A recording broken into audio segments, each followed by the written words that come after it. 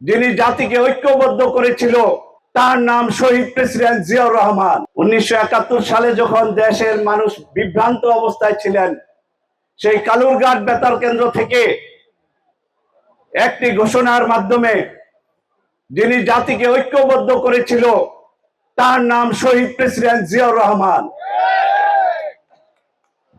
যিনি স্বাধীনতা যুদ্ধে সম্মুখে জেড ফোর্সের অধিনায়ক হিসেবে নেতৃত্ব দিয়ে বীর উত্তম খেতাব অর্জন করেছিলেন এবং পরবর্তীতে এদেশে বহুদলীয় গণতন্ত্রের প্রতিষ্ঠা করেছিলেন এবং দেশের যে স্বাধীনতা, সংবাদপত্রের স্বাধীনতা ছিল না, সেই সংবাদপত্রের স্বাধীনতা দিয়েছিলেন।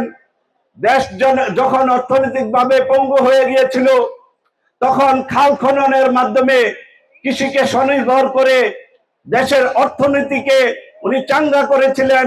সেই শহীদ রাষ্ট্রপতি জিয়াউর রহমানের যে স্বপ্ন, সেই স্বপ্ন পূরণ করছেন আমাদের প্রাণপ্রিয় প্রধানমন্ত্রী জনাব তারেক রহমান সাহেব।